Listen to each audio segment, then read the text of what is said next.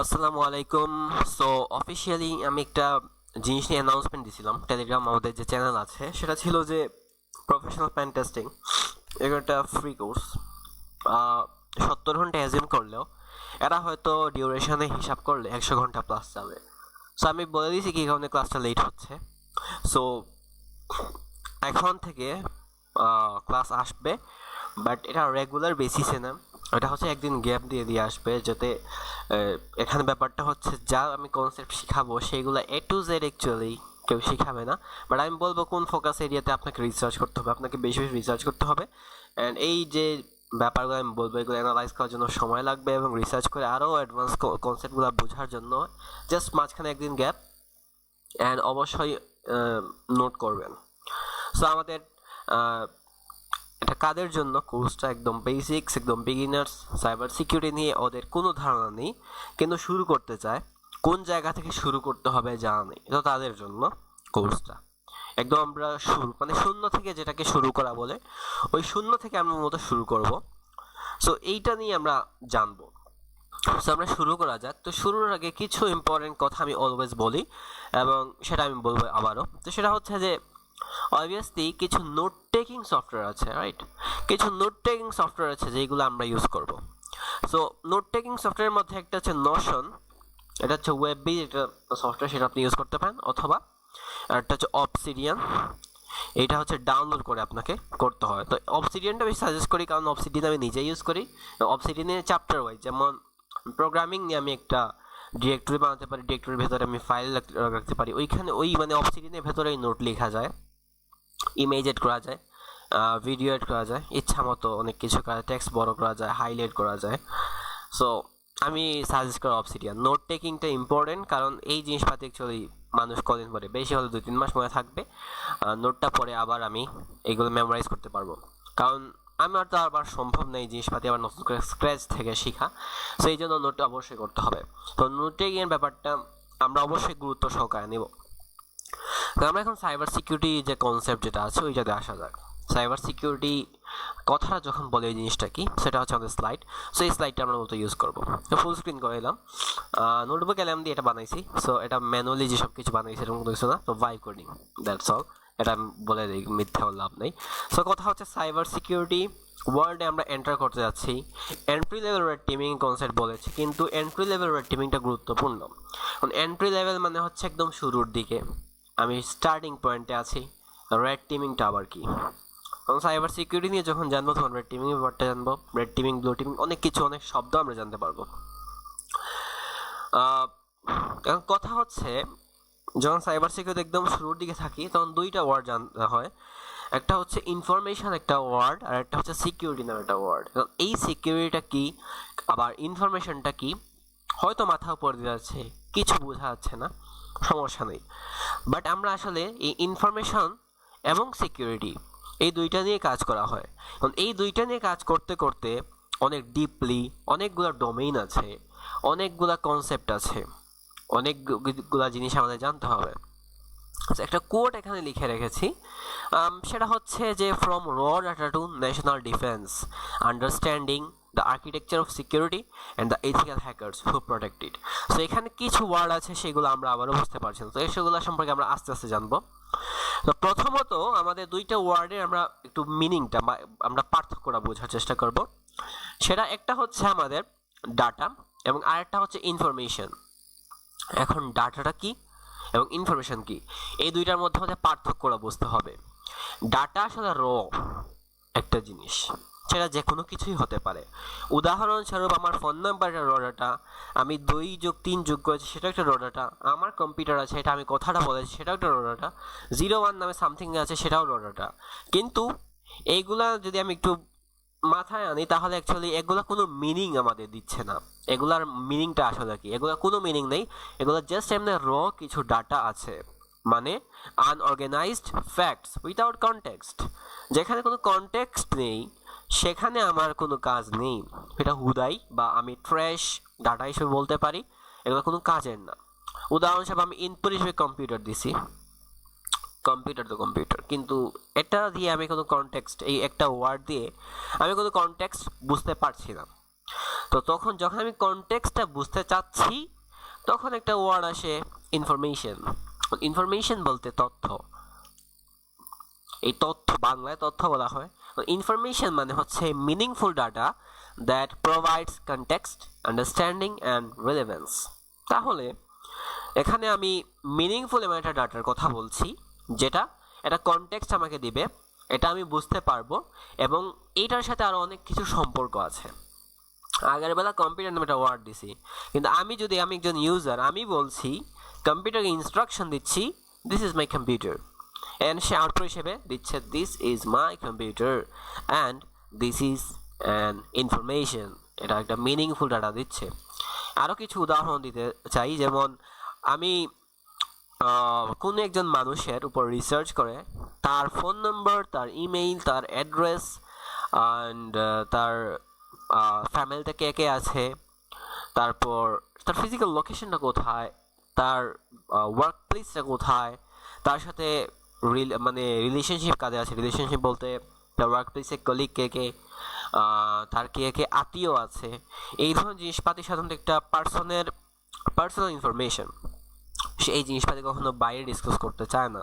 আমাদের বাংলাদেশে প্রাইভেসি নিয়ে মানুষ তেমন একটা কনসার্ন না হলেও যত ডেভেলপড কান্ট্রি বলি লাইক ইউএসএ, এগুলো অনেক হাই মানে ওয়েস্টার্ন কান্ট্রি, এগুলো অনেক উন্নত দেশ। তো এই ধরনের দেশগুলোতে মানুষ অ্যাকচুয়ালি অচেনা নাম্বার থেকে ফোন আসলে সেটা ধরে না, কারণ ওরা প্রাইভেসি অনেক বেশি কনসার্ন।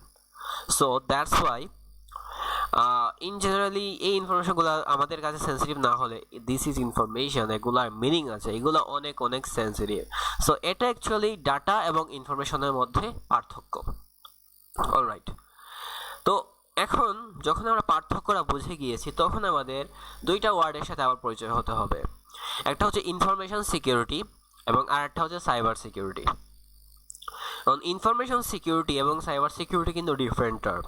আমরা কাজ করব ইনফরমেশন সিকিউরিটি দিয়ে নয়, আমরা টোটাল কাজটা করব সাইবার সিকিউরিটি নিয়ে। সাইবার সিকিউরিটি একটা ডোমেইনকে বোঝানো হয় বা একটা ওয়ার্ক প্লেসকে বোঝানো হয়, যেখানে মূলত আমরা প্রোটেক্ট করব কিছু আনইথিক্যাল মানুষদের বিরুদ্ধে কাজ করব। আমরা প্রোটেক্ট করব কাদেরকে, যাদেরকে হ্যাক করার চেষ্টা করা হচ্ছে। এখন এই জিনিসটা নিয়ে না বোঝা হলে আমরা পরবর্তীতে স্লাইড আসবে সেখানে আরো বিস্তারিত বুঝবো, সমস্যা নেই। বাট নাও ইনফরমেশন সিকিউরিটি নিয়ে আমরা একটা বোঝার চেষ্টা করি। ইনফরমেশন সিকিউরিটি নিয়ে যখন বলা হচ্ছে, প্রথমত আমি একটু কিছু জিনিস সামারাইজ করে ফেলি। ডাটা এবং ইনফরমেশন নিয়ে আমরা জেনেছি যাতে ইনফরমেশন সিকিউরিটি নিয়ে জানতে পারি, কারণ ডাটা এবং ইনফরমেশনটা সাইবার সিকিউরিটিতেও আছে। Okay, information security this is the foundation of freedom. তো এটা নিয়ে যদি আমি জেনারেলি বলি তাহলে তারা বলছে যে the process of protecting information from unauthorised access, misuse, disclosure, modification or destruction. তাহলে এটা প্রসেস বা পদ্ধতি, প্রোটেক্ট ইনফরমেশন তথ্য আমাদের রক্ষা করতে হবে ফ্রম আনঅথরাইজড অ্যাক্সেস। আনঅথরাইজড বলতে বোঝানো হয়, ফর এক্সাম্পল আমার ফেসবুক অ্যাকাউন্ট আছে, আমার ফেসবুক অ্যাকাউন্টে আমি অ্যাক্সেস করতে পারছি কারণ আমি এই অ্যাকাউন্টটা অ্যাকচুয়ালি ওনার, তাহলে এটাকে বলা হয় অথরাইজড অ্যাক্সেস। আনঅথরাইজড বলতে বোঝানো হয় কেউ সামহাউ লাইক ম্যালওয়্যার দিয়ে দিয়েছে আমার সিস্টেমে, অথবা হয়তো ফিশিং দিয়ে করে ফেলছে, অথবা অন্য কোনো ওয়েতে সে আমার অ্যাকাউন্টে ওনার না হওয়া সত্ত্বেও অ্যাক্সেস পেয়ে গিয়েছে, সেটাকে বলা হয় আনঅথরাইজড অ্যাক্সেস। মিসইউজ মানে হচ্ছে খারাপ কাজে ব্যবহার করা। ডিসক্লোজার মানে সেন্সিটিভ ইনফরমেশন সেগুলোকে মানে ডিসক্লোজ করে ফেলা, প্রকাশ করা। মডিফিকেশন আমার অ্যাকাউন্টে অনেকগুলো ইনফরমেশন সে চেঞ্জ করে ফেলতেছে, অথবা ডিস্ট্রাকশন ধ্বংস বা নষ্ট করে ফেলা। তো এই যে ধরনের জিনিসপাতি যেখানে করা হয়,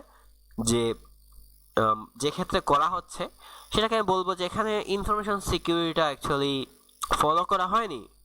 এটা এখানে আমার ইনফরমেশনটাই সাথে অনেকগুলো জিনিস করা হয়েছে যেগুলো করা উচিত ছিল না। তো আমি যদি এই ধরনের ইনফরমেশনগুলা রক্ষা করি বা সিকিউরিটি প্রদান করি, সেই ধরনের কাজটাকে বলবো ইনফরমেশন সিকিউরিটি। এখন সিকিউরিটি মানে হচ্ছে ফ্রিডম। সিকিউরিটি মানে ফ্রিডম বলতে বোঝানো হয় যে আমার ইনফরমেশন যেটা আছে, এই আমার ইনফরমেশনটার উপর আমার টোটালি কন্ট্রোল থাকবে এবং অবশ্যই এটা এনশিওর করতে হবে যে এটা এক্সপ্লয়টেশন থেকে ফ্রিডম আছে। বোঝা যায় না এক্সপ্লয়টেশন মানে কি।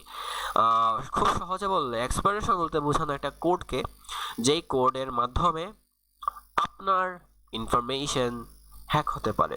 ইনফরমেশন হ্যাক হওয়া মানে আপনার সিস্টেমে অ্যাকচুয়ালি হ্যাক করছে, কিন্তু মানে আপনার ইনফরমেশনগুলো কোনোভাবে পেয়ে গিয়েছে unauthorize someone or some malicious actor, and সে আপনার ইনফরমেশনগুলো পেয়ে গিয়েছে। এবং সিকিউরিটি ইকুয়ালস টু ফ্রিডম বলতে আমরা বোঝাচ্ছি যে having control over your information ensures freedom from exploitation. তো এক্সপ্লয়টেশন নামে একটা ফ্রেজ আছে বা একটা কথা আছে হ্যাকিংয়ে, ওইটা থেকে আমার ইনফরমেশনকে অবশ্যই এনশিওর করতে হবে এটা সিকিউর আছে, এটা প্রোটেক্টেড আছে। অ্যান্ড অবশ্যই information is an asset. Asset একটা ওয়ার্ড বা একটা কিওয়ার্ড সাইবার সিকিউরিটির ক্ষেত্রে। অ্যাসেট হচ্ছে সেই জিনিসপাতি যেটা আমাকে রক্ষা করতে হবে বা যেটা আমাকে সিকিউর করতে হবে ফ্রম ম্যালিশিয়াস সামথিং বা ম্যালিশিয়াস অ্যাক্টিভিটি। তো অ্যাসেট কি, এক্সপ্লয়টেশন কি, এই ধরনের আরও অনেকগুলো টার্মই সামনে আসবে, ওইটা আমরা আস্তে আস্তে জানবো।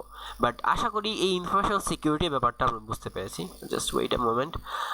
আমি অ্যাকচুয়ালি অভ্যাস আছে যে মাঝে মাঝে চেক করি রেকর্ড হচ্ছে কি না, অনেক সময় সিস্টেম প্রবলেম করে তখন, তাই আর কি। যাই হোক, লেটস কন্টিনিউ। এখানে একটা নিচে একটা ওয়ার্ডও লিখে রেখেছি, information security protects value not just র নাম্বার। সো আমরা ভ্যালু কোনো এটা মিনিংফুল কনটেক্সট দিচ্ছে সেই ধরনের জিনিসপাতিগুলোই আমরা রক্ষা করব। এখন কিছু হিস্টোরিক্যাল ইনসাইট আছে, সেগুলো একটু জানবো। ইতিহাসে ইনফরমেশন সিকিউরিটির একটা কনসেপ্ট মানে সর্বপ্রথম কখন আমাদের ব্যবহার করা হয়েছিল, তো সেই ধরনের একটা কনটেক্সট নিয়ে আমরা একটু জেনে নেওয়া যাক। ওয়ার্ল্ড ওয়ার টু হয়েছিল যখন, তখন জার্মানরা একটা মেশিন ইউজ করেছিল এনক্রিপশনের জন্য। এখন এনক্রিপশনকে একটু পরে বলছি। সো এনিগমা মেশিন নামে একটা মেশিন ওরা ইউজ করছিল। তো এই এনিগমা মেশিনটা হচ্ছে যে একটা ডাটা মানে একটা ডাটা বা একটা ইনফরমেশন, অ্যাকচুয়ালি ইনফরমেশন একটা জায়গা থেকে আর একটা জায়গায় পাঠানোর জন্য এটা ইউজ করা হয়েছিল। এখন আপনি ওয়ার্ল্ড ওয়ার টু এর ক্ষেত্রে ওই সময় তো আর আমার ইনফরমেশন পাঠানোর জন্য ইন্টারনেট ছিল না বা ফোন ছিল না, স্মার্টফোন ছিল না, ইমেল এইগুলো ছিল না, তখন এই এনিগমা মেশিন ব্যবহার করা হয়েছিল। এখন আমি ভালো পাঠিয়ে দিলাম, কিন্তু মাঝপথে আমার শত্রুদের যদি ইনফরমেশনটা কোনোভাবে অ্যাক্সেস করে ফেলে তখন কি হবে? তখন তো আমার যে ইনফরমেশন সেটা অবশ্যই সেন্সিটিভ, সেটা কোনোভাবেই যেন ডিসক্লোজ না হয়, তো সেইটা আমাকে এনশিওর করতে হবে। দ্যাট মিনস ইনফরমেশন সিকিউরিটি আমাদের অ্যাপ্লাই করতে হবে। তো সেই জন্য ওরা এনক্রিপশনটা ইউজ করেছিল। এনক্রিপশন জিনিসটা কি আবার মাথায় আসে। এনক্রিপশন নিয়ে বিস্তারিত জানতে হবে সাইবার সিকিউরিটি নিয়ে যখন কথা বলবো। এনক্রিপশন নামে একটা কোর্স আমি করাবো, ছোট্ট কোর্স, কারণ এনক্রিপশন এটা ব্রড একটা টার্ম, এটা জাস্ট করাতে গেলেই আমি বলবো 9 থেকে 10 ঘন্টা লাগবে, কিন্তু সাইবার সিকিউরিটি ফ্যাক্টরে এখানে সব কিছু জানা লাগে না আমার এনক্রিপশনের। এনক্রিপশন নামে একটা কোর্স আছে যেটা যারা সিএসসি নিয়ে পড়াশোনা করে তারা সেকেন্ড সেমিস্টার বা থার্ড সেমিস্টারে করে। বাট সাইবার সিকিউরিটির ক্ষেত্রে আপনাকে টোটাল এনক্রিপশনটা বুঝতে হবে না, বাট এনক্রিপশনের জন্য যতটুকু দরকার ততটুকু জানাবো। আর এনক্রিপশনের জন্য অ্যাকচুয়ালি শেখার জন্য কিছু বেসিক ম্যাথমেটিক্স জানা লাগে। সো যদি না জেনে থাকেন আমি বলবো কি কি শিখে রাখবেন, ওইগুলো শিখে নেবেন।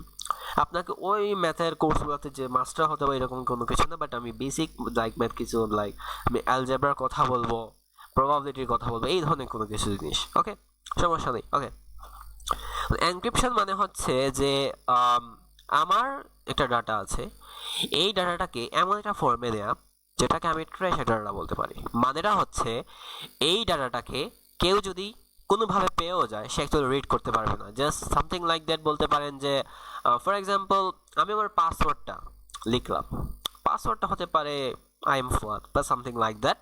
এখন এই পাসওয়ার্ডটা যখন সার্ভার অ্যাকসেপ্ট করছিল মাঝপথে হয়তো কোনো একটা হ্যাকার সে এই পাসওয়ার্ডটা কী করলো, ফ্যাচ করে নিল।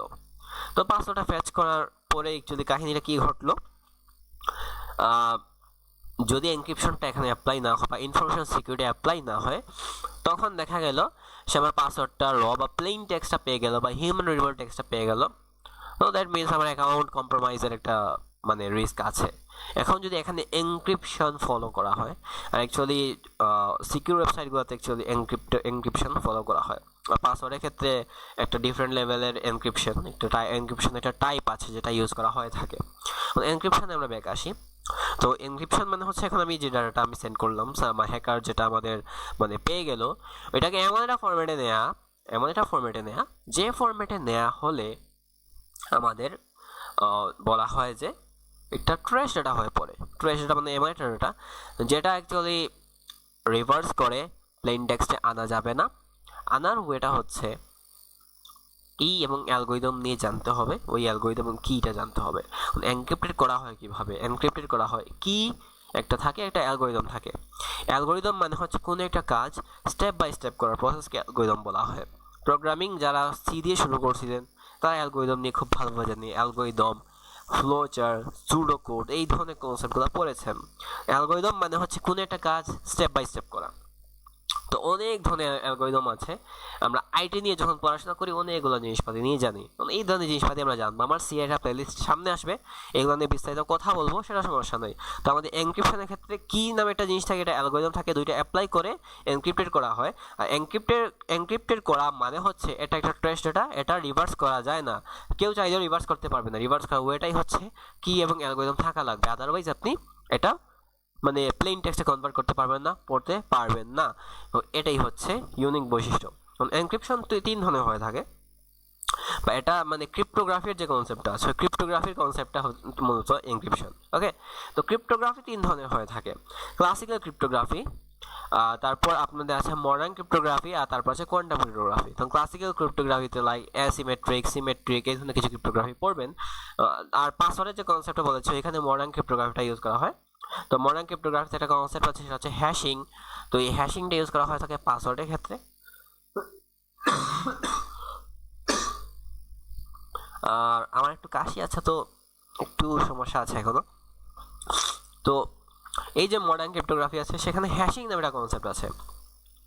হ্যাশিং এর কিছু এক্সাম্পল বলি, হয়তো শুনেছেন MD5, SHA-256, SHA-1 এই ধরনের আপনি হ্যাশিং এর নাম শুনেছেন। তো এই হ্যাশিং এর ইউনিক বৈশিষ্ট্য হচ্ছে, ফর এক্সাম্পল আমি MD5 ইউজ করছি কোনটা পাসওয়ার্ড এনক্রিপ্ট করতে। তো এই যখন আমি MD5 ইউজ করছি, এখন এই পাসওয়ার্ডটা ছোট হোক বা বড় হোক, এনক্রিপ্টেড যে টেক্সটটা থাকবে ওইটা স্পেসিফাইড একটা লেংথের টেক্সট থাকে, ওইটা পাসওয়ার্ড বড় এবং ছোট হওয়ার সাথে সম্পর্ক নেই।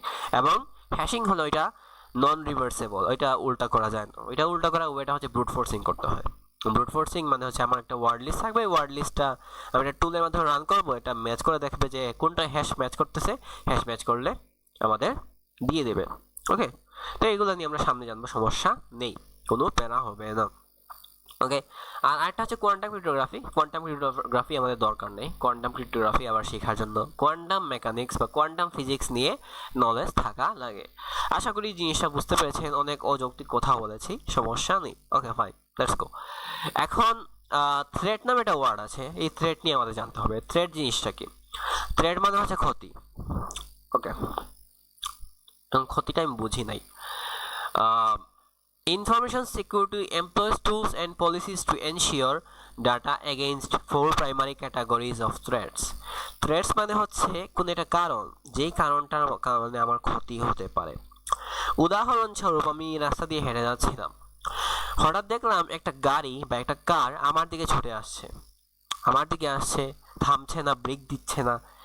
তো এটা এখন কারটা হচ্ছে আমার জন্য একটা থ্রেট। ওকে, তো থ্রেট আমাদের চার ধরনের হয়ে থাকে, সেটা হচ্ছে যে ইনঅ্যাডভার্টেন্ট থ্রেটস, তারপর physical disasters, technical ফেইলিয়ার্স and delivered acts. Okay fine.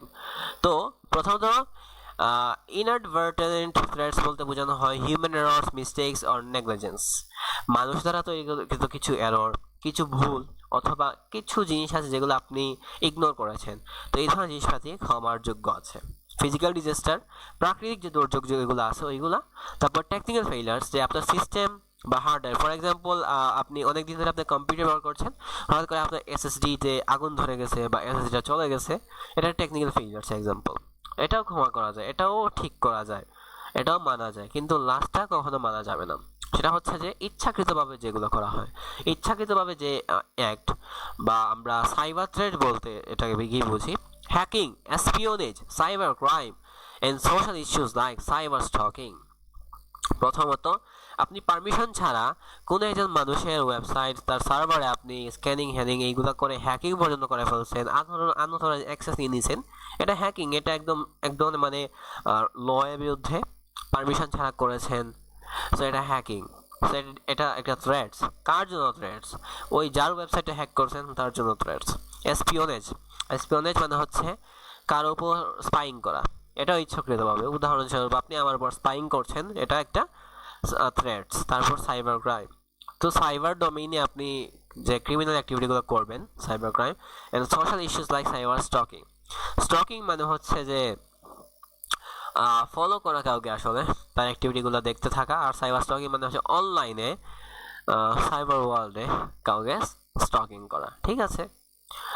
তারপর আমাদের আরেকটা ওয়ার্ড আমি দেখে রেখেছি, স্পেশালাইজড ডোমেইনস লাইক আইওটি মানে ইন্টারনেট থিংস বা হার্ডওয়্যার, যেটা security are evolving to meet this challenges. তো হার্ডওয়্যার হ্যাকিং এর কনসেপ্ট আরও অনেক পরে জানতে হবে আপনাকে, আপনি নতুন হিসেবে এগুলো নিয়ে জানার দরকার নেই, বা এই লাইনটা আপনি ইগনোর করেন। বা থ্রেট নিয়ে আমাদের জানা দরকার ছিল, তো এই 4 ধরনের থ্রেট এক্সিস্ট করে, এটা আমি জানাই দিলাম। তারপরে আমাদের আছে এখানে দুইটা জিনিসের আমরা একটু মানে পার্থক্যটা বোঝার চেষ্টা করব, সাইবার সিকিউরিটি এবং ইনফরমেশন সিকিউরিটি। এখানে পার্থক্যটা কেন জানা উচিত সেটা আমি বলি। ইনফরমেশন সিকিউরিটি আমার ইনফরমেশন ওভারঅল, যেগুলো কনটেক্সট আছে, যেগুলো মিনিংফুল, এগুলো প্রোটেক্ট করবে, কিন্তু সাইবার সিকিউরিটি ইনফরমেশন সিকিউরিটি কাজগুলো করে না। তো সাইবার সিকিউরিটি মূলত আমাদের টোটাল যে ডোমেইনটা যেটা আছে সেটা হচ্ছে যে সাইবার ওয়ার্ল্ডে বা সাইবার ডোমেইনে যে ধরনের অ্যাক্টিভিটি আছে, যে ধরনের মাধ্যমে আমাদের মানে কোনো ধরনের মানে সাইবার থ্রেট হওয়ার আশঙ্কা আছে, সেগুলোর বিরুদ্ধে সে প্রোটেক্ট করবে টোটাল সিস্টেমটাকে। তো সাইবার সিকিউরিটি অ্যাকচুয়ালি গোলটা কি? গোলটা হচ্ছে maintain trust in the digital ecosystem, secure communication, transaction, storage. তো উদাহরণস্বরূপ ক্লাউড সিকিউরিটি, ক্লাউড নিয়ে আপনি কাজ করছেন, কেউ ক্লাউডে অ্যাটাক করছে, সেটা আমি প্রোটেক্ট করছি, অথবা আমি তার মধ্যে কী কী দুর্বলতা আছে সেগুলো আমি বের করছি। তারপরে আমি উদাহরণ হিসেবে অ্যান্ড্রয়েড নিয়ে কাজ করতে পারি।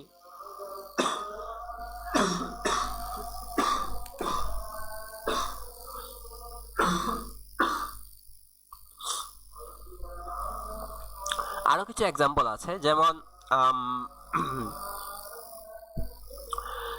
ওয়েবসাইটের সিকিউরিটি নিয়ে কাজ করতে পারি, তার দুর্বলতাগুলো খুঁজে বের করতে পারি। তা আরও অনেকগুলো এক্সাম্পল আছে, বাট সেগুলো তো ইনফরমেশন নিয়ে আমি কাজ করছি না, আমি ওভারঅল সিকিউরিটি নিয়ে কথা বলছি, তাই না? যেটা সাইবার সিকিউরিটি গোল। আর স্কোপ, তো স্কোপ বলতে বোঝানো হয় অ্যাকচুয়ালি আমার কোন কোন জিনিসপাতিগুলো আমার অ্যাকচুয়ালি প্রোটেক্ট করতে হবে, যে জিনিসপাতিগুলো আমাকে প্রোটেক্ট করতে হবে সেটাকে স্কোপ বলা হয়। তো protection of the cyber space, digital environment like networks, servers and applications.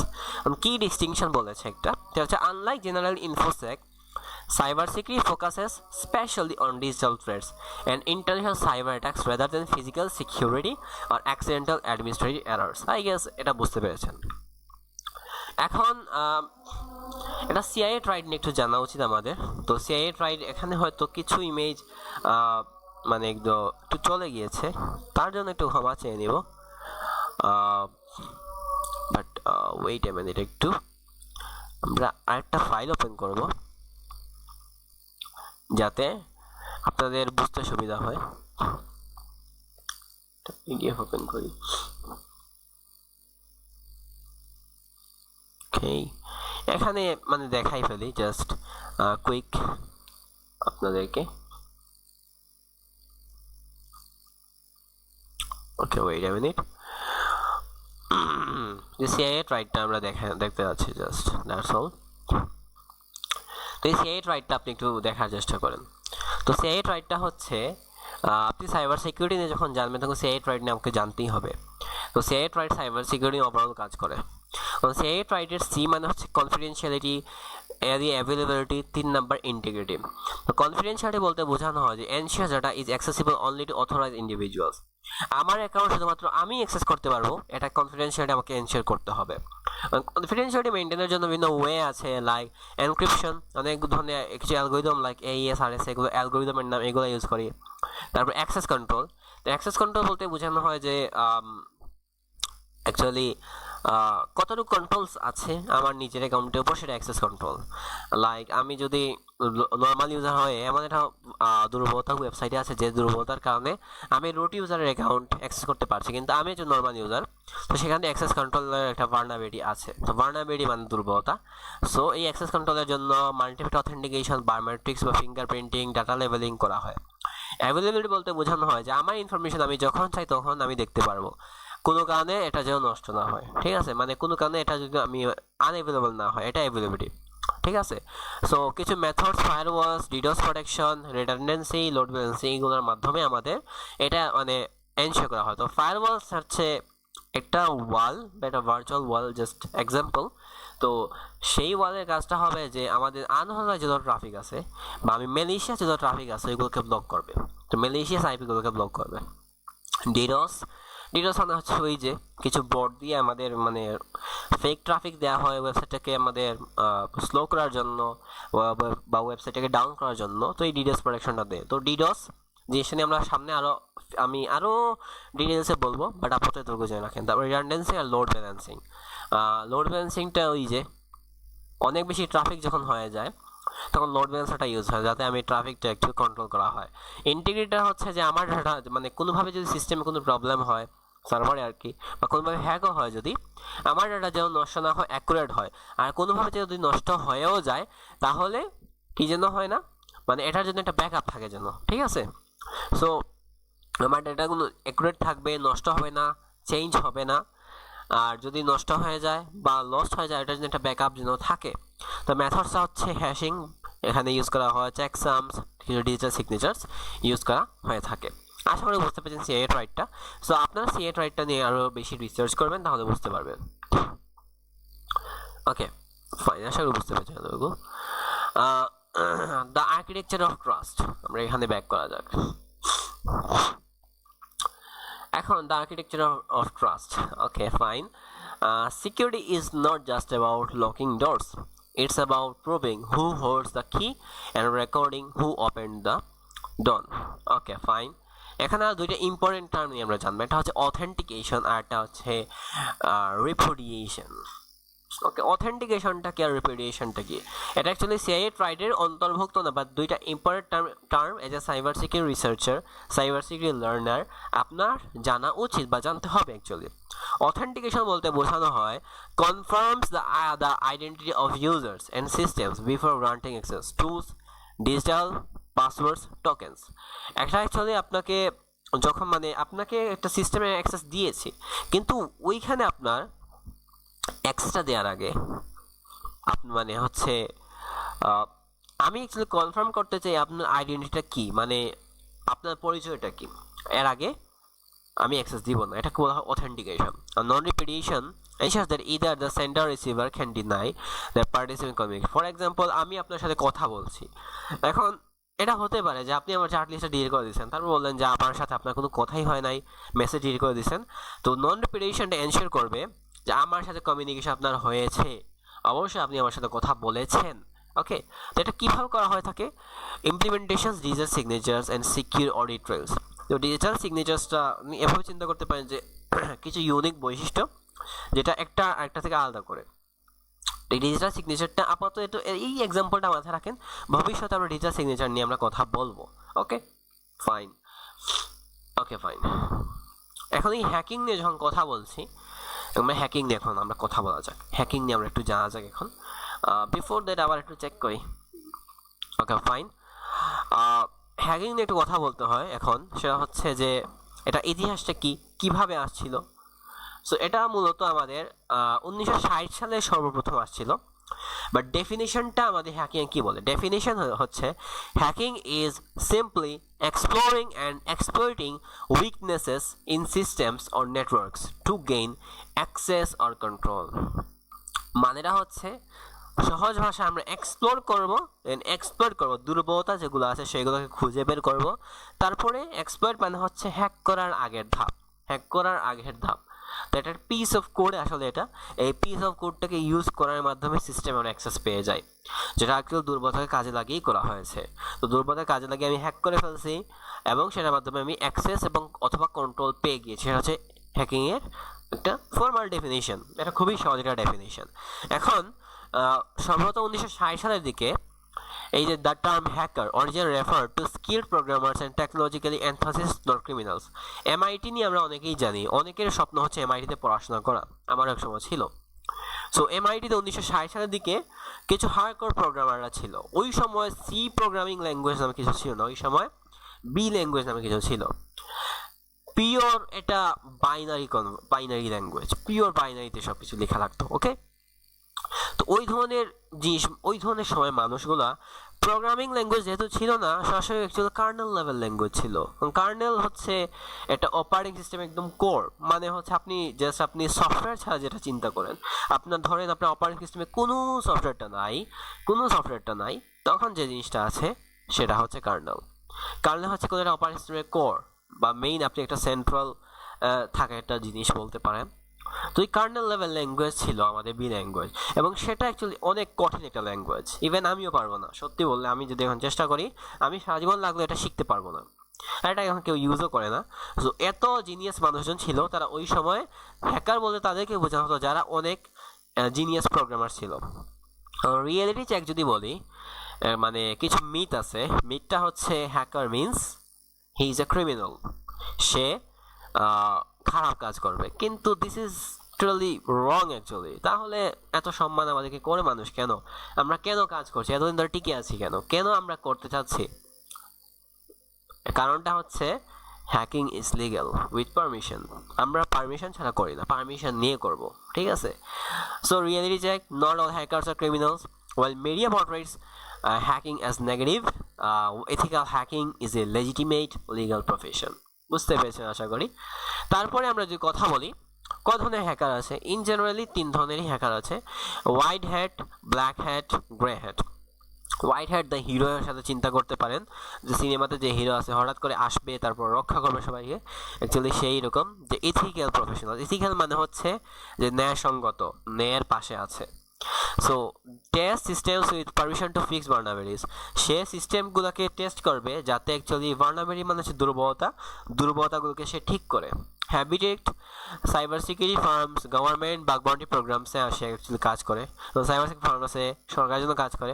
Bug bounty প্রোগ্রামসটা হচ্ছে যে ভালনারেবিলিটি, যেগুলো আমি বলছি বারবার যে দুর্বলতা আমি বলছি, এই যে দুর্বলতা যেগুলো আছে, এই দুর্বলতাকে ফিক্স করার জন্য বড় বড় কোম্পানি কিছু প্রোগ্রাম লঞ্চ করে। প্রোগ্রামটা হচ্ছে এরকম যে আমি একটা প্রোগ্রাম লঞ্চ করেছি, আপনি আসেন, আপনি এসে যদি আমার সিস্টেমটা, আমার ওয়েবসাইট, আমার সার্ভারটা হ্যাক করে দেখাতে পারেন, বা যে ভালনারেবিলিটিগুলো যে খুঁজে বের করতে পারেন এবং রিপোর্ট করতে পারেন, এবং অবশ্যই আপনি যদি ফার্স্ট রিপোর্টার হন, আমি আপনাদেরকে রিওয়ার্ড হিসেবে বাউন্টি দিব, মানে ডলার পে করবে, অথবা সোয়াগ দিব, সোয়াগ মানে টি শার্ট দিব, অথবা হলো ফ্রেম দিব। হলো ফ্রেম মানে হচ্ছে আপনার নাম ওদের ওয়েবসাইটে পাবলিশ করবে যে এই মানুষটা আমাদের ওয়েবসাইটে সিকিউর করতে অবদান রেখেছে।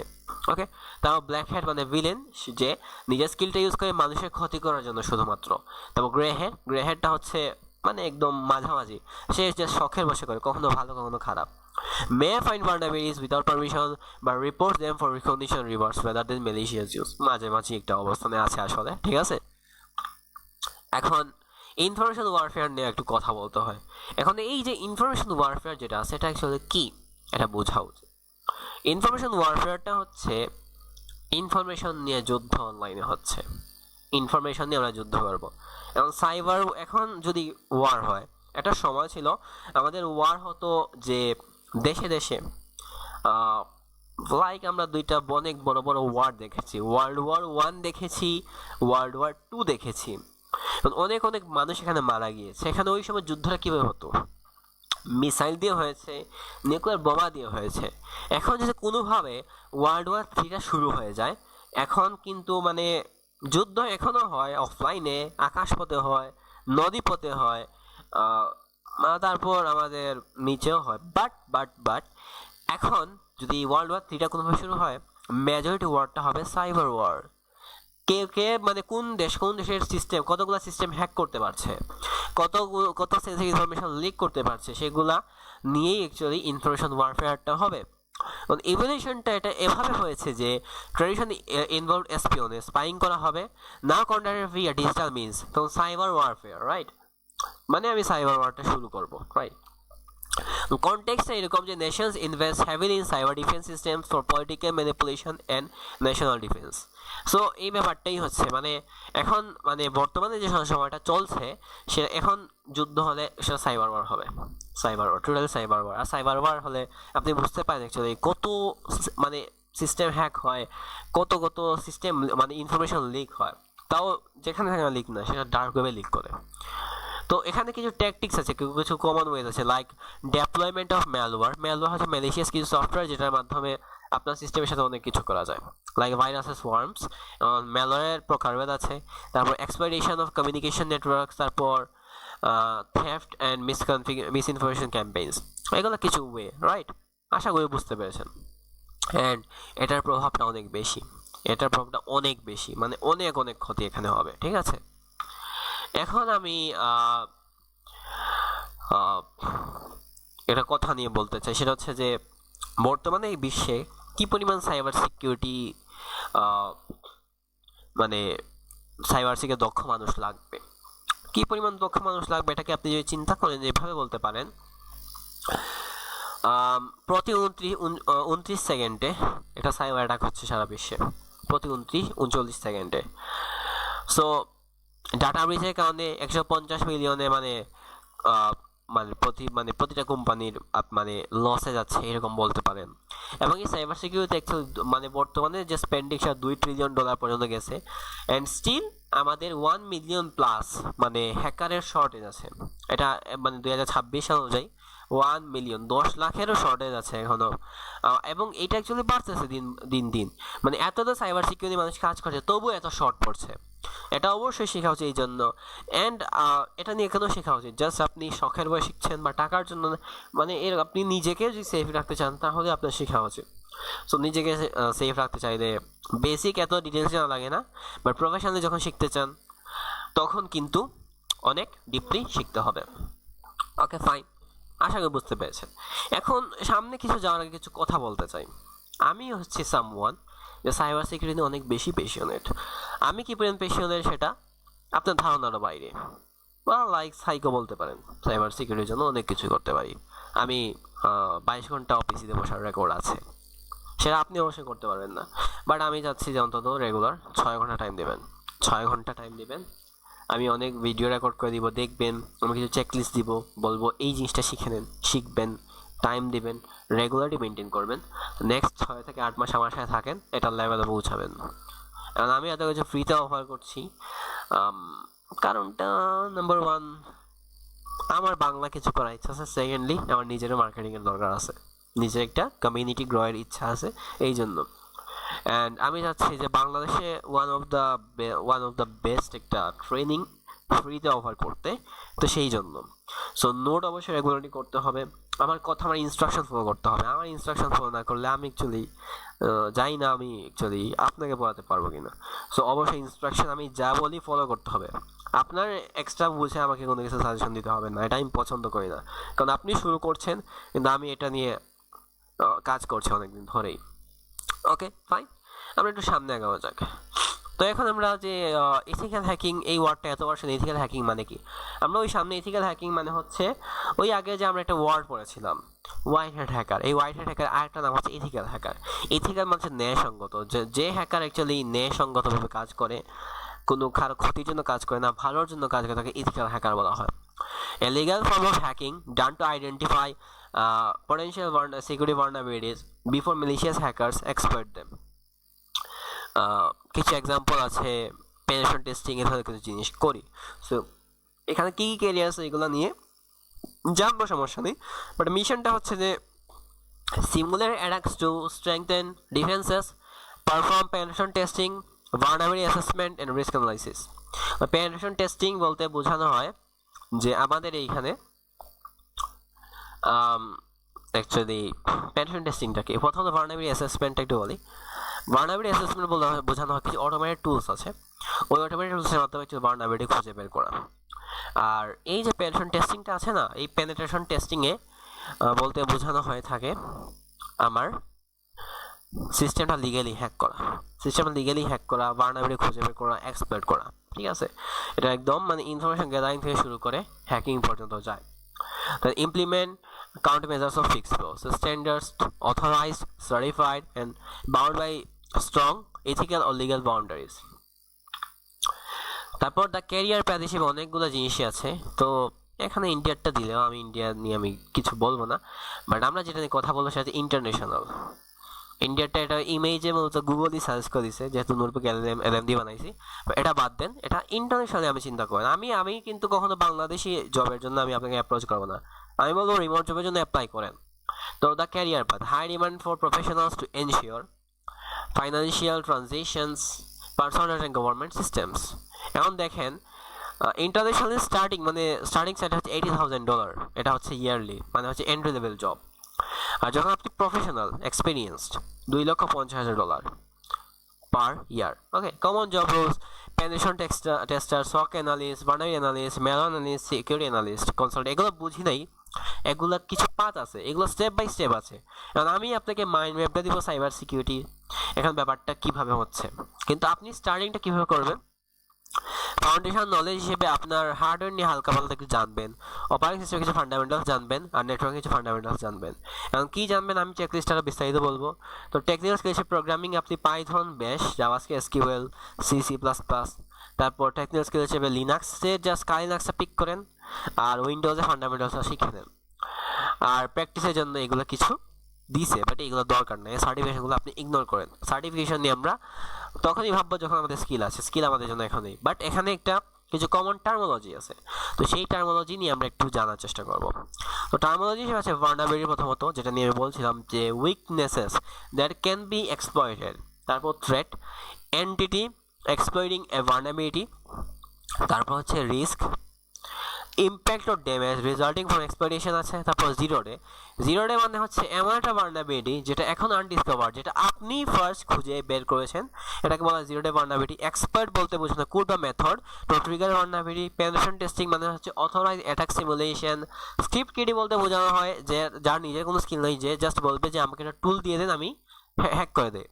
সাইবার স্পিওনেজ বলতে বোঝানো হয় spying to steal confidence data. তারপর অ্যাসেট বলতে সেই জিনিসটাই যেটা আমি হ্যাক করতে যাচ্ছি, বা সেই জিনিসটা যেটা আমাকে মানে রক্ষা করতে হবে। ঠিক আছে, আশা করি বুঝতে পেরেছেন। কারণ আমরা সাইবার সিকিউরিটির মাইন্ড ম্যাপটা আপনাকে দিই। অনলাইন মাইন্ড ম্যাপ নামে একটা কিছু একটা আছে, অনলাইন মাইন্ড ম্যাপ মেকার। ওকে, দেখি এটা দিয়ে আমি একটু বানিয়ে দিই আপনাদেরকে। ওকে, ওয়েট এ মিনিট, আমি একটু ওয়েট।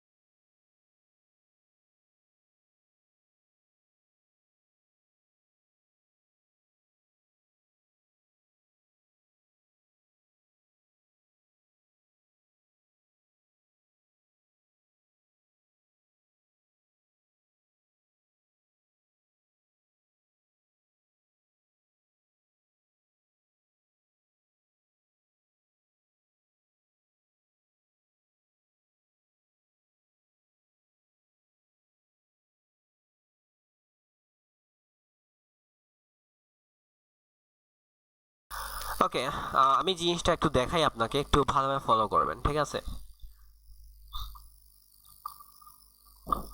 তো এইখানে আমাদের আছে সাইবার সিকিউরিটি, রাইট।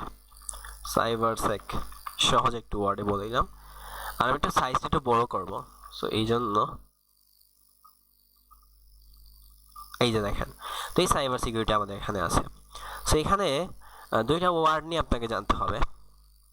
সেটা হচ্ছে, একটা হচ্ছে অফেন্সিভ সিকিউরিটি, আর একটা হচ্ছে ডিফেন্সিভ সিকিউরিটি। তো অফেন্সিভ সিকিউরিটি বলতে কি বোঝায় এবং ডিফেন্সিভ সিকিউরিটিটা বলতে কি বোঝানো হচ্ছে। ওকে ফাইন,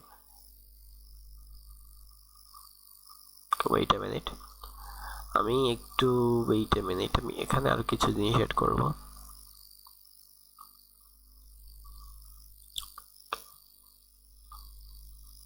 নোট কিছু দেওয়ার দরকার নেই।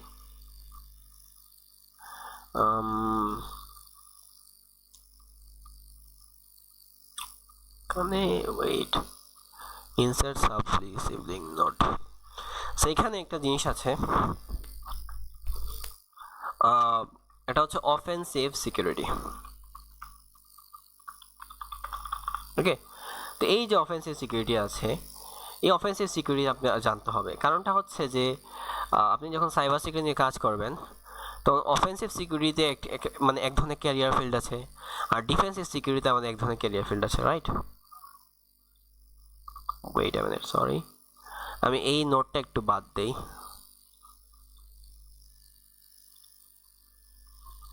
ওয়েট, এইটা একটু বাদ দেয়, হাইড সাইড বার। সো এই সাইবার সিকিউরিটি আমাদের, এটা হচ্ছে ডোমেইন। তো এখানে অফেন্সিভ সিকিউরিটিতে যখন কথা বলি, অফেন্সিভ সিকিউরিটি আপনার যদি অ্যাটাক করতে ভালো লাগে, লাইক হ্যাক করতে আমার ভালো লাগে, হ্যাক করে আমি মানে একদম সিস্টেম থেকে জিরো থেকে শুরু করে হ্যাক পর্যন্ত নিয়ে যাব।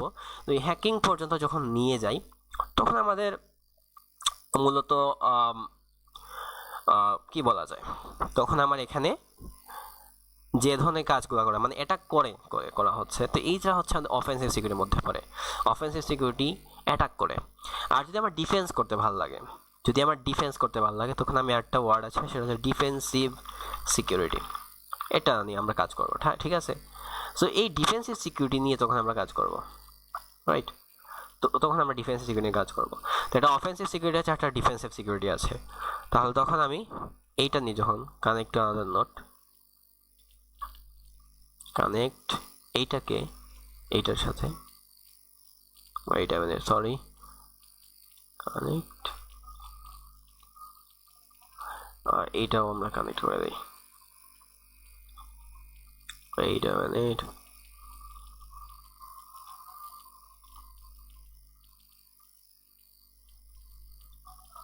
এটা একটু অড হয়ে গেছে যদিও, বাট আমি একটু ঠিক করি।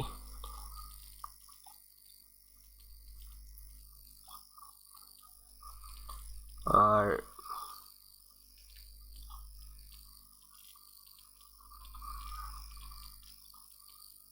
এই যে এখন আরো দুইটা জিনিসপাতি আছে, সেটা হচ্ছে যে মানে অফেন্সিভ সিকিউরিটি যখন আমরা কাজ করব, এটা না, এইভাবে না, মূলত এটাকে আরো একটু ভালো পজিশন নিয়ে নিতে যাচ্ছি। এই যে এটাকে অফেন্সিভ সিকিউরিটি নিয়ে আসলাম।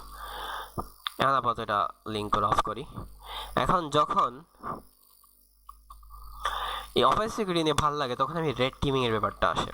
তো রেড টিমিং সেই ধরনের মানুষদেরকেই বোঝানো হয় যারা মূলত এই অফেন্সিভ সিকিউরিটি নিয়ে মানে কাজ করতে চায়। ওকে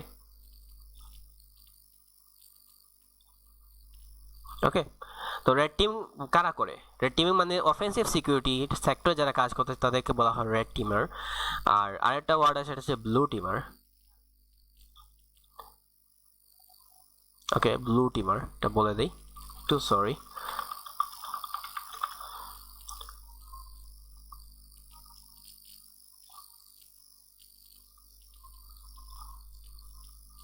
একটু ওয়েট,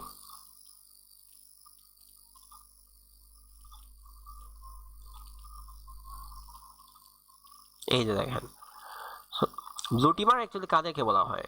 যারা ডিফেন্সের কাজ করে, ঠিক আছে? রেড টিমার এবং ব্লু টিমারের নিয়ে আমরা কাজ করবো। এখন আমরা মূলত কী করতে যাচ্ছি, আমরা হচ্ছে entry level red team. Entry level red টিমিংটা হয় পেনিট্রেশন টেস্টিং দিয়ে। এন্ট্রি লেভেল রেড টিমিংটা কী শুরু হয়? পেনিট্রেশন টেস্টিং দিয়ে। তো আমরা এখানে পেনিট্রেশন টেস্টিং দিয়ে শুরু করবো। পেনিট্রেশন টেস্টিং, এই যে পেনিট্রেশন টেস্টিংটা আছে, এটা দিয়ে আমরা শুরু করব। তো এই পেনিট্রেশন টেস্টিং বলতে আমরা কি বোঝানো হয়, অ্যাগেইন বলি।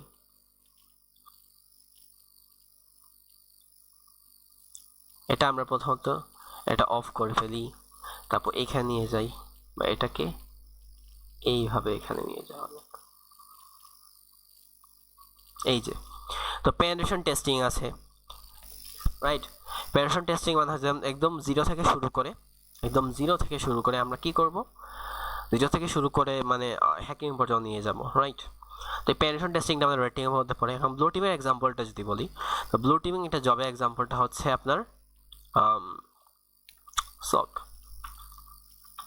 Security operation centre. যেহেতু আমি রক্ষা করব, তো রক্ষা করার ক্ষেত্রে এটা এন্ট্রি লেভেল জব। তো সিকিউরিটি অপারেশন সেন্টারটা আমাদের লগ অ্যানালাইসিস করে থাকে, লগ ফাইল যেগুলো আছে যা যা সেগুলো অ্যাক্টিভিটি করে থাকে। তো সকের তিনটা লেভেল আছে, লেভেল 1, লেভেল 2 এবং লেভেল 3। ওইগুলো নিয়ে অনেক মানে কাজ করে অ্যাকচুয়ালি। সো এই ব্যাপারগুলো অ্যাকচুয়ালি আছে। যাই হোক, এই যে দেখাই, এটা হচ্ছে একটা রেড টিমিং এর ক্ষেত্রে, এটা ব্লু টিমিংটা এন্ট্রি লেভেল জব। আরও কিছু এক্সাম্পল আছে ব্লু টিমিং, আমি কিছু আর এক্সাম্পল আমি বলি। যেমন একটা হচ্ছে আপনার থ্রেট হান্টিং, একটা জব। সো এটা একটু আমি সাইজ বড় করে দিই। তারপরে আরেকটা এক্সাম্পল আমি যদি বলি যে ডিজিটাল ফরেনসিক্স,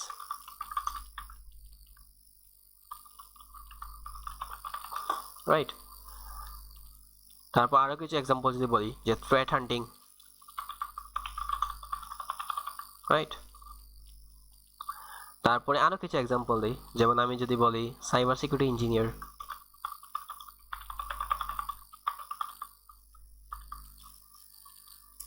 ওকে। আর এখানে পেনশন টেস্টিংয়ে আমি কিছু কী কী এক্সাম্পল দিব রেড টিমের ক্ষেত্রে বলেন দেখি। কিছু এক্সাম্পল নেওয়া যাক, যেমন কি আছে, যেমন আছে আমাদের ক্লাউড পেনশন টেস্টিং। কিছু এক্সাম্পল দিচ্ছে এখানে,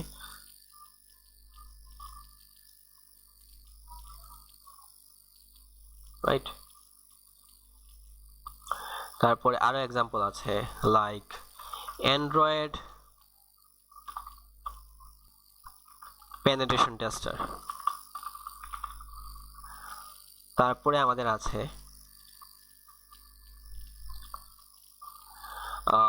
কি বলা যায়, তারপর আছে iOS পেনিট্রেশন টেস্টার, তো সাইজটা এখন ওগুলো ছোট রাখি। তারপর আমি বলতে পারি যে ম্যালওয়্যার ডেভেলপার, টোটালি অফেন্সিভ কাজ এগুলো। তারপরে আপনি নিতে পারেন কি নিয়ে কাজ করা যায়, ওয়াইফাই বা ওয়্যারলেস পেনিট্রেশন টেস্টার। এই ধরনের অনেকগুলো এক্সাম্পল আছে, এবং এই রেড টিমের জন্য আমাকে আলাদা রোড ম্যাপ আর ব্লু টিমের জন্য আলাদা রোড ম্যাপ ফলো করতে হবে। সো এটা হচ্ছে আপনার ব্যক্তিগত ইচ্ছা, আপনি কোন ফিল্ডে যেতে চান। বাট আমরা ফোকাস করবো রেড টিমে, কারণ মানে পেনশন টেস্টিং এর টিমে এন্ট্রি লেভেল জব। সো ওইটা ফোকাস না করলে আপনার অনেক কিছু বুঝবেন না, অনেক কিছু মাথা উপর দিয়ে যাবে।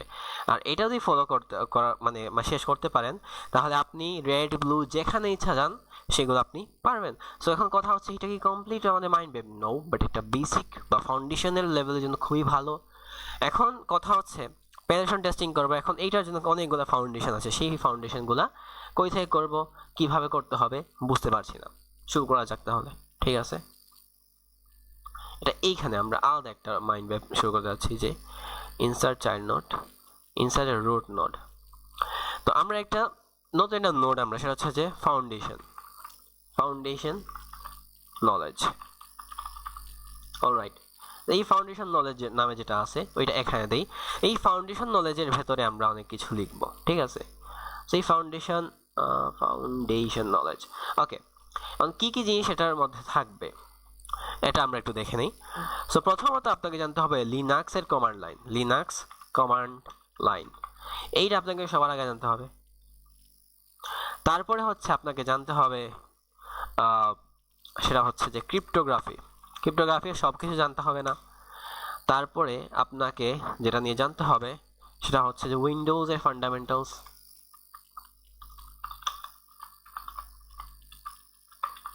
রাইট। তারপর আমি প্রোগ্রামিং এর কিছু জিনিস রাখবো, যে প্রোগ্রামিং এর যে জিনিসটা দিয়ে রাখবেন সেটা হচ্ছে পাইথন, ব্যাশ স্ক্রিপ্টিং, তারপর হচ্ছে পাওয়ার শেল। অনেকে একটা জিনিস নিয়ে আবার বলবে না, সেটা হচ্ছে যে আমি যেটা বলি সেটা হচ্ছে যে ডিবিএমএস এগুলো শিখে রাখবেন, এটা ফাউন্ডেশন, এটা স্টিল ফাউন্ডেশন, এটা অনেক কাজে আসবে। তারপরে আপনি যেটা নিয়ে জানতে হবে সেটা হচ্ছে নেটওয়ার্কিং। এই যে নলেজ যেগুলো বললাম, এখন এইগুলো যদি আপনি জানা হয়ে যায়, তার মানে আপনি বলতে পারেন যে আপনি এখন মোটামুটি আপনি ready, right now you are ready, আপনি এখন মেইন হ্যাকিং যেতে পারেন। তো আমরা এই ফাউন্ডেশনগুলো ক্লিয়ার করবো সবার আগে, কারণ প্রোগ্রামের ব্যাপারটা এটা সাইমালটেনিয়াসলি চলবে, আসলে প্রোগ্রামিংয়ের যে ব্যাপারটা এটা সাইমালটেনিয়াসলি চলবে। বাট বাকি সবগুলো জিনিস আমরা একে একে শেষ করবো লং ক্লাস নিয়ে। অ্যান্ড তারপরে আমি যেটা বলতে পারি, আমরা মেইন হ্যাকিংয়ে আমরা এন্টার করবো। সো মূলত এভাবেই আমাদের জার্নি থাকবে। সো ওয়েট আই মিনিট, আমি একটা জায়গায় নিয়ে নিই এটাকে, চাচ্ছি যে এটাকে ছোট করার কোনো অপশন আমরা পাওয়া যায় কিনা বা সিলেক্ট করার কোনো অপশন পাওয়া যায় কিনা। বাট আমি অ্যাকচুয়ালি অ্যাকসেপ্ট করতেছি অ্যাকচুয়ালি আপনি যে যে জিনিসটা আমি যেটা বোঝাতে চেয়েছিলাম সেটা আপনি বুঝতে পেরেছেন। সো এইটা হচ্ছে আমার টোটাল মাইন্ড ম্যাপটা, অ্যান্ড এটা মাথায় রাখবেন। সো অনেক কষ্ট করে ক্লাস নিয়েছি এতটুকু। সো আশা করি বুঝতে পেরেছেন। এখন আজকের ক্লাসটা কিন্তু এতটুকুই আমি রাখবো। তো পরবর্তী ক্লাসে আমাদের দেখা হবে। ঠিক আছে, বাই।